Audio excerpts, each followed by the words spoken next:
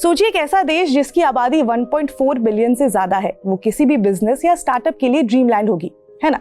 लेकिन अगर मैं आपको ये बताऊं कि ये 1.4 बिलियन की जो आबादी है, इसमें से करीब 1 बिलियन लोग ऐसे हैं जिनके पास अपनी बुनियादी जरूरतों के अलावा किसी और चीज पर खर्च करने के लिए पैसे ही नहीं है। मतलब कि वो चीजें जिनके बिना काम चल सकता है, जैसे कि लग्जरी सामान, महंगे कपड़े, गैजेट्स, होटल का खाना, फिल्म और कॉन्सर्ट की टिकट्स। और करीब 1 बिलियन लोग इन चीजों को अफोर्ड भी नहीं कर सकते हैं इस देश में। तो क्या आपको अभी भी ये लगेगा कि ये देश एक बड़ा कंज्यूमर मार्केट है? अब अगर आपको मैं ये बताऊं कि हम किसी और देश की नहीं बल्कि भारत की बात कर रहे हैं, और ये रिपोर्ट जो है वो भारत के कंज्यूमर मार्केट में बढ़ रही असमानता को दिखाती है। इस रिपोर्ट ने भारत की अर्थव्यवस्था में बढ़ रही असमानता को कैसे दिखाया है, इसी पर बात करेंगे इस वीडियो में। हेलो, मैं हूं स्वर्ण और आप देख रहे हैं स्विच। तो इस रिपोर्ट में हम भारत के 2 पहलुओं के बारे में बात करेंगे। ये 2 वर्ग उदाहरण के लिए लिया गया है जिससे कि जो अर्थव्यवस्था में असमानता है उसे आप अच्छे से समझ सके। एक वर्ग ऐसा है जहां की अर्थव्यवस्था को 2025 तक $5 ट्रिलियन तक पहुंचाने का सपना था, लेकिन अब जिस रफ्तार से वृद्धि हो रही है उससे 2025 तक $4 ट्रिलियन की इकोनॉमी का अनुमान है, जो कि किसी भी डेवलपिंग कंट्री के लिए काफी अच्छे नंबर्स हैं। दूसरी तरफ एक वो वर्ग है जहां देश की करीब 90% आबादी के पास अपनी जरूरतों के अलावा किसी और चीज पर खर्च करने के लिए पैसे भी नहीं है। ये हम नहीं कह रहे हैं। दरअसल ब्लूम वेंचर्स नाम के एक वेंचर कैपिटल फर्म ने हाल ही में एक रिपोर्ट जारी की है जिसमें कई चौंकाने वाले फैक्ट्स सामने आए हैं। इस रिपोर्ट के मुताबिक भारत का कंज्यूमर क्लास, यानी कि वो लोग जो किसी भी बिजनेस या स्टार्टअप के लिए पोटेंशियल मार्केट बना सकते हैं, वो सिर्फ 13 से 14 करोड़ लोग ही हैं। इसका मतलब ये हुआ कि 140 करोड़ से ज्यादा की आबादी में सिर्फ 13 से 14 करोड़ लोग ही ऐसे हैं जो कि कंज्यूमर मार्केट में आते हैं। रिपोर्ट में ये भी बताया गया है कि 300 मिलियन यानी कि 30 करोड़ लोग जो है वो इमर्जिंग और एस्पिरेंट कंज्यूमर हैं। ये वो लोग हैं जो अभी धीरे धीरे करके अपनी ज़रूरतों के अलावा बाकी चीज़ों पर खर्च करना शुरू कर रहे हैं, लेकिन फिर भी अभी भी वो खर्च करने में संकोच करते हैं। अब वापस आते हैं उन दोनों वर्गों की बात पर। तो इसमें एक वर्ग ऐसा है जहां से एशिया के 2 सबसे अमीर लोग मुकेश अंबानी और गौतम अडानी आते हैं। ये बात फोर्ब्स की 2024 की रिपोर्ट में पूरी दुनिया को बताई। दूसरी तरफ दूसरा वर्ग वो है जहां लोग चाह कर भी खर्च नहीं कर पा रहे क्योंकि उनके पास पैसे ही नहीं है। इस दूसरे हिस्से की तस्वीर इससे और भी ज्यादा साफ हो जाती है कि सरकार को 81 करोड़ से ज्यादा लोगों को मुफ्त में अनाज देना पड़ रहा है। ये सारी बातें साफ बताती है कि भारत में अमीर और गरीब के बीच की खाई कितनी गहरी होते जा रही है। यही असमानता भारतीय कंज्यूमर बाजार को पूरी तरह से प्रभावित कर रही है।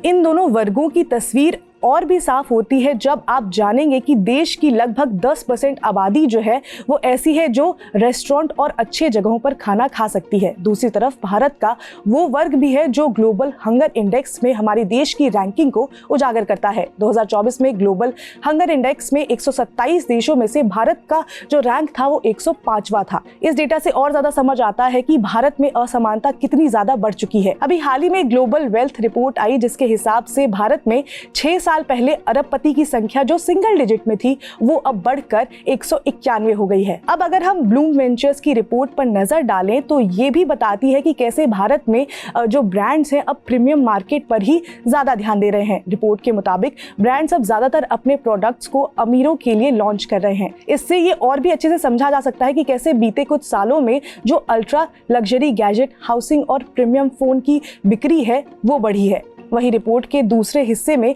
ये भी बताया गया है कि दूसरा हिस्सा कैसे मुश्किलों का सामना कर रहा है। सस्ते घरों का बाजार अब सिर्फ 18% रह गया है, जबकि 5 साल पहले ये 40% हुआ करता था। इसका मतलब ये है कि जिन लोगों के पास पैसे नहीं हैं वो अब और ज्यादा परेशान हैं। भारत का एक हिस्सा ऐसा है जो लग्जरी घर खरीद रहा है, वहीं दूसरा हिस्सा ऐसा है जिनके पास पक्के मकान भी नहीं हैं। इंडियन एक्सप्रेस की एक रिपोर्ट के मुताबिक सरकार अब हाउसिंग स्कीम पर खास ध्यान दे रही है। वो इसलिए क्योंकि 2011 की जो सेंसस डेटा के हिसाब से भारत के 17% जो अर्बन हाउस होल्ड्स हैं वो झुग्गियों में रहते हैं, यानी उनके पास पक्के मकान नहीं है। ये सारी बातें भारत के 2 हिस्सों के बीच बढ़ती असमानता और ज्यादा साफ तरीके से दिखाती है। एक तरफ लग्जरी बेनिफिशियरी घरों का बाजार बढ़ रहा है, तो वहीं दूसरी तरफ लाखों लोग आज भी झुग्गियों में अपना जीवन बसर कर रहे हैं। अब हम भारत की राष्ट्रीय आय को समझते हैं और ये भी जानते हैं कि इन दोनों हिस्सों में असमानता किस तरह से बढ़ रही है। तो ब्लूम वेंचर्स की रिपोर्ट में बताया गया है कि भारत में कैसे अर्थव्यवस्था में असमानता बढ़ी है। जहां एक सामान्य आर्थिक ग्रोथ के लिए एक्सपोनेंशियल ग्राफ होना चाहिए, वहां पर ये ग्राफ जो है वो हाइपरबोलिक दिख रहा है। इसका मतलब ये है कि जो बढ़ती अर्थव्यवस्था के साथ असमानता भी है वो उसी रफ्तार से बढ़ रही है। रिपोर्ट में ये भी कहा गया है कि कोविड-19 के बाद से जो ये इनइक्वालिटी है वो और ज्यादा बढ़ गई है।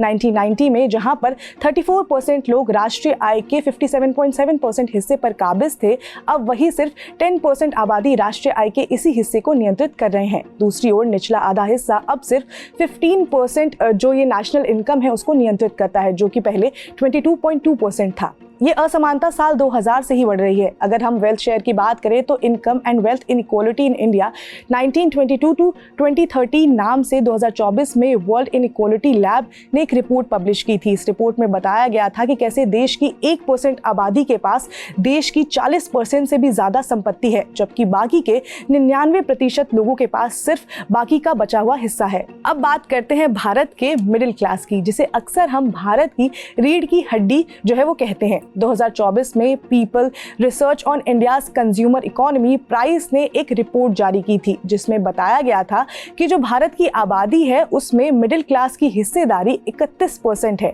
और ये 2031 तक बढ़कर 38% हो जाएगी और 2047 तक ये आंकड़ा जो है वो 60% तक पहुंच सकता है।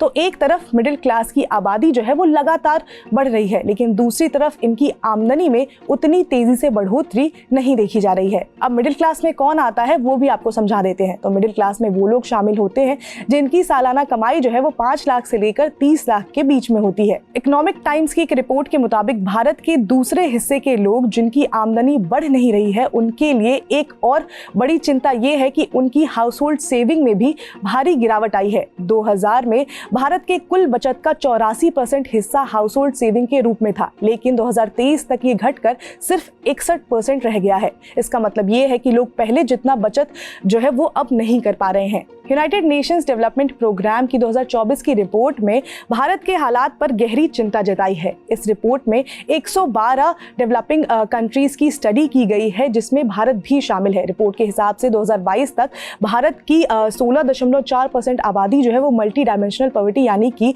किसी तरह की गरीबी से जूझ रही थी। इसके अलावा 18.7% आबादी ऐसी है जो बहुत ही ज्यादा वनरेबल है और अगर उन पर ध्यान नहीं दिया गया तो वो जल्द ही मल्टी डायमेंशनल गरीबी का शिकार हो सकते हैं। तो इस पूरी कहानी का सार ये है कि भारत में आर्थिक असमानता तेजी से बढ़ रही है, जिससे कि दो वर्गों के बीच की खाई जो है वो और गहरी होती जा रही है। एक तरफ अमीरों की संपत्ति में इजाफा हो रहा है तो वहीं दूसरी तरफ गरीबों की स्थिति और ज्यादा बिगड़ रही है। ये असमानता विकासशील भारत के लिए एक बड़ी चुनौती बन चुकी है, जिसे हल करना अब और भी ज्यादा जरूरी हो गया है।